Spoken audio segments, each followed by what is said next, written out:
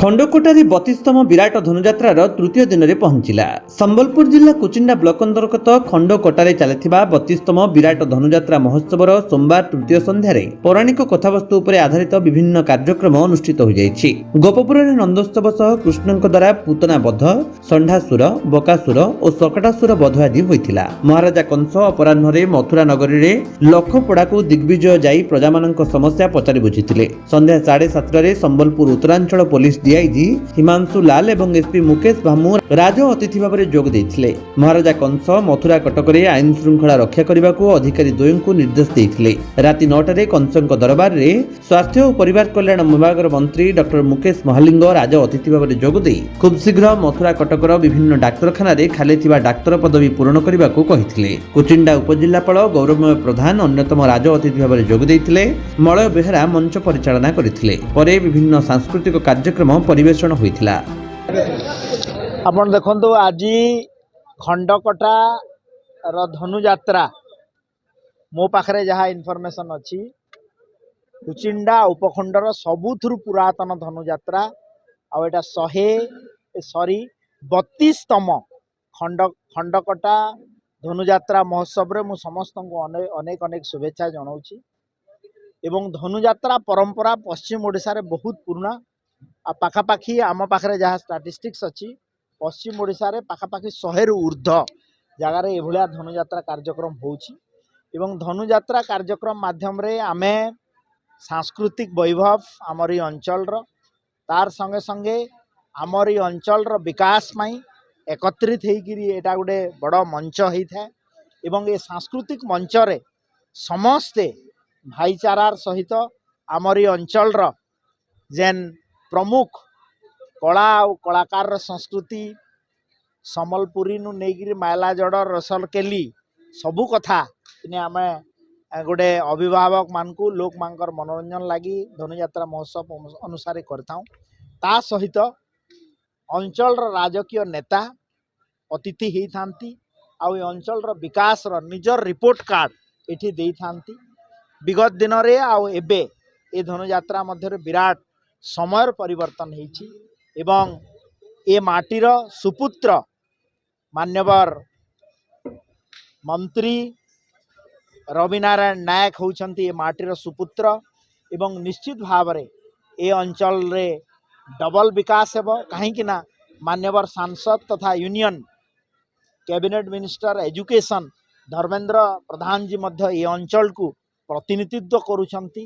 ତ କେନ୍ଦ୍ରରେ ମୋଦିଜୀଙ୍କର ସରକାର ଆଉ ରାଜ୍ୟରେ ମାନ୍ୟବର ମୁଖ୍ୟମନ୍ତ୍ରୀ ମୋହନ ଚରଣ ମାଝୀଙ୍କର ସରକାର ତ ଡବଲ ଇଞ୍ଜିନର ସରକାର ନିଶ୍ଚିତ ଭାବରେ କୁଚିଣ୍ଡା ଉପଖଣ୍ଡରେ ଡବଲ ଇଞ୍ଜିନର ଗ୍ରୋଥ ହେବ, ଡବଲ ଗ୍ରୋଥ ହେବ। ଏହା ହିଁ ଏ ସମୟରେ ମୁଁ ଆପଣମାନଙ୍କୁ ଅନେକ ଅନେକ ଶୁଭେଚ୍ଛା ଜଣାଉଛି ଏବଂ ଆଗାମୀ ଦିନରେ ନିଶ୍ଚିତ ଭାବରେ ଏ ଅଞ୍ଚଳର ସାମଗ୍ରିକ ବିକାଶ ହେବ ଏଥିରେ ତିଳେ ମାତ୍ର ସନ୍ଦେହ ନାହିଁ।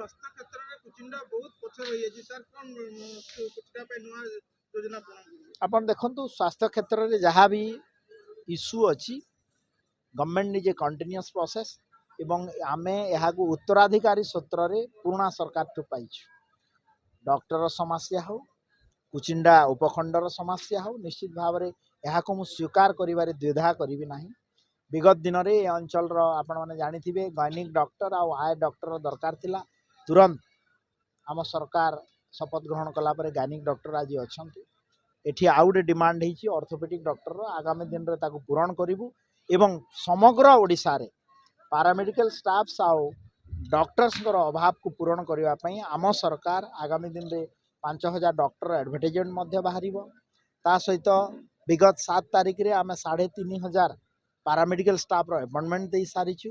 ତ ଆଗାମୀ ଦିନରେ ସ୍ୱାସ୍ଥ୍ୟ ସେବା କ୍ଷେତ୍ରରେ ଗୋଟେ ବୈପ୍ଳବିକ ପରିବର୍ତ୍ତନ ଆସିବ ଏବଂ ଡକ୍ଟର ଏବଂ ପାରାମେଡ଼ିକାଲ ଷ୍ଟାଫର ଅଭାବ ମଧ୍ୟ ପୂରଣ ହେବ ଏବଂ ସମସ୍ତଙ୍କୁ ଉତ୍ତମ ସ୍ୱାସ୍ଥ୍ୟ ଯୋଗାଇବା ପାଇଁ ଓଡ଼ିଶା ସରକାର କେନ୍ଦ୍ର ସରକାର ସହିତ ଆମେ ଆୟୁଷ୍ମାନ ଭାରତ ଯୋଜନା ଆଉ ଗୋପବନ୍ଧୁ ଆରୋଗ୍ୟ ଯୋଜନାକୁ ମଧ୍ୟ ଖୁବ୍ ଶୀଘ୍ର ଓଡ଼ିଶା ପ୍ରଦେଶରେ କାର୍ଯ୍ୟକାରୀ କରିବା ପାଇଁ ଯାଉଛୁ।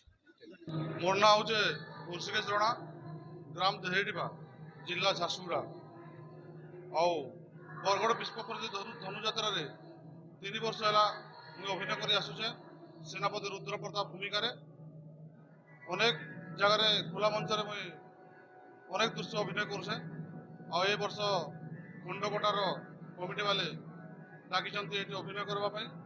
ଆଉ କାଲି ମୁଁ କରିଥିଲି ଇନ୍ଦ୍ର, ଆଜି ଦୁର୍ମିଳ ରାକ୍ଷସ, ତାପରେ ସେନାପତି ସିଂହଧ୍ୱଜ ଭୂମିକାରେ ଅଭିନୟ କରୁଛେ। ମୁଁ ହେଉଛି ସେନାପତି ସିଂହଧ୍ୱଜ ମଥୁରା କଟକେ। ଚିନ୍ତା କରିବାର ଆବଶ୍ୟକତା ନାହିଁ ମହାରାଜ। ଯେଉଁ ସେନାପତି ସିଂହଧ୍ୱଜ ଇଚ୍ଛା କଲେ ଜିଣିପାରେ ବାସବର ପଦ। ଯେଉଁ ସେନାପତି ସିଂହଧ୍ୱଜ ଇଚ୍ଛା କଲେ ସୁମିଭୂତ କରିପାରେ ବରୁଣେ। ଯେଉଁ ସେନାପତି ସିଂହଧ୍ୱଜର ରଣହୁଙ୍କାରରେ ଲୁଚିଥାନ୍ତି ସର୍ବସେନା ତ୍ରିପୁର ମଧ୍ୟରେ। ଯେଉଁ ସେନାପତି ସିଂହଧ୍ୱଜ ଇଚ୍ଛା କଲେ ଶୁଷ୍କ କରିବାରେ ସମୁଦ୍ରର ଜଳ। ସମୁଦ୍ରର ନାହିଁ ଗତି ହସ୍ତି ହୁଅନ୍ତି ମୁଢ଼ମତି। ସେହି ପ୍ରବଳ ପ୍ରତାପୀ ମହାରାଜା କଂସଙ୍କର ସେନାପତି ଅଟେ ମୁହିଁ ଏ ମଥୁରା କଟକେ।